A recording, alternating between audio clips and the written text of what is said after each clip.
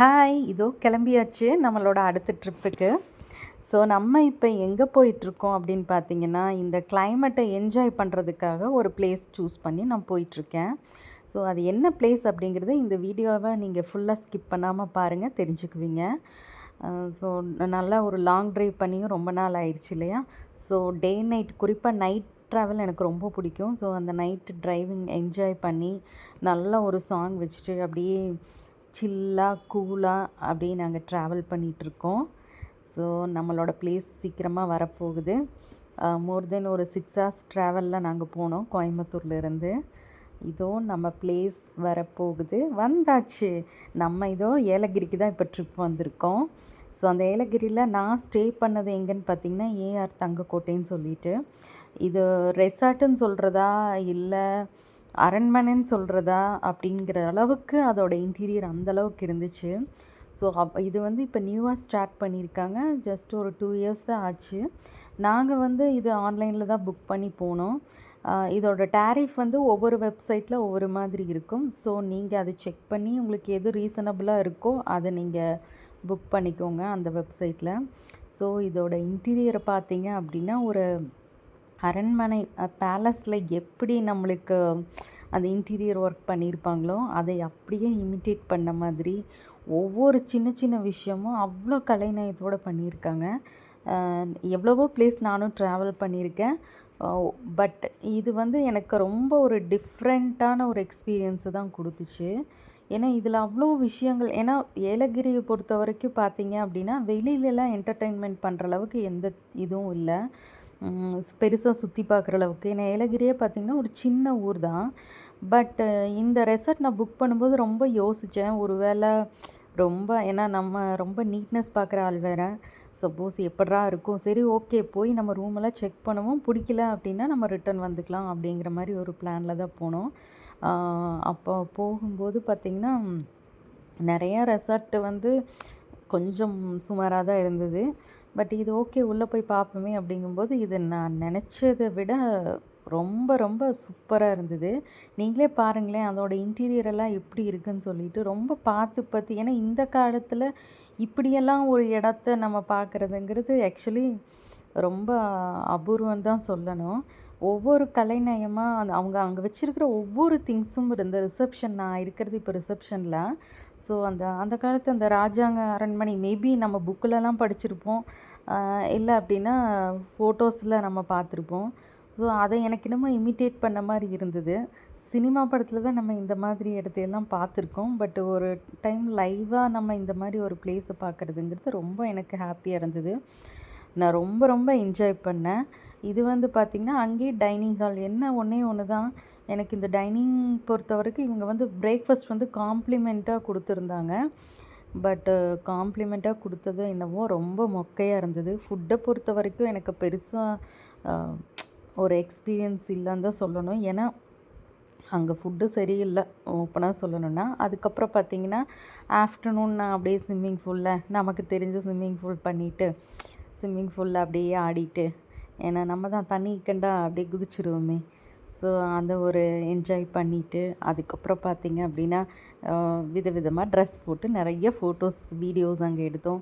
So நிறைய அந்த ரெசார்ட்குள்ளாரையே பார்த்திங்க அப்படின்னா நிறைய விஷயங்கள் நம்ம பார்க்குறது அதிசயமாக இருந்தது. ஸோ அதோட பாருங்களேன் அதோட அவுட்டர் லுக் எப்படி இருக்குன்னு சொல்லிட்டு, ஒருவேளை அந்த காலத்தில் இப்படி தான் இருந்திருக்குமோ, பேலஸ் எல்லாம் இப்படி தான் இருந்திருக்குமோ அப்படிங்கிற மாதிரி நம்மளை ஒரு ட்ரீம் லைஃப்க்கு கொண்டு போச்சு. அதே மாதிரி ஸ்விம்மிங் பூல் பார்த்திங்கன்னா கொஞ்சம் ஆழம்தான், பட் கொஞ்சம் கேர்ஃபுல்லாக தான் இருக்கணும். ஏன்னா எனக்கே நெக் வரைக்கும் வந்துடுச்சு, அந்தளவுக்கு கொஞ்சம் டெப்த்தாக தான் இருந்தது. ஸோ இது இல்லாமல் அந்த ரெசார்ட்டில் பார்த்திங்கன்னா ரொம்ப டப் பாத்து, அதுக்கப்புறம் பார்த்திங்கன்னா ஸ்விம்மிங் பூல், இது எல்லாமே வச்சு ரொம்ப என்ஜாய் பண்ணேன். இப்போ இந்த இடம் பார்த்திங்க அப்படின்னா அந்த ரெசார்ட்க்கு பேக் சைடு வியூ இது. அங்கே அப்படியே நம்ம உட்காந்து ஒரு பார்க் மாதிரி என்ஜாய் பண்ணுறதுக்காக அங்கே இந்த மாதிரியெல்லாம் ஃப்ளார்ஸ் எல்லாம் வச்சு இது பண்ணியிருக்காங்க.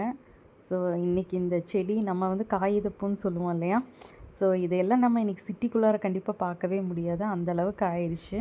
ஸோ அந்த ஃப்ளார்ஸ் நல்லா கலர் கலராக நிறைய ஃபோட்டோஸ் எடுத்துக்கிட்டேன். நான் சரியான ஃபோட்டோ பைத்தியம் இல்லையா, ஸோ விதவிதமாக எனக்கு ஃபோட்டோஸ் எடுத்துட்டேன். அவங்க வந்து அங்கே ஒவ்வொரு விஷயமும் ரொம்ப பார்த்து பார்த்து பண்ணியிருந்தாங்க. உண்மையாக ரொம்ப ஆச்சரியமாக இருந்தது. ஒரு ஃபேமிலியாக நம்ம போகணும் அப்படின்னு நினச்சோன்னா கண்டிப்பாக இந்த ரெசார்ட் ப்ரிஃபர் பண்ணலாம்.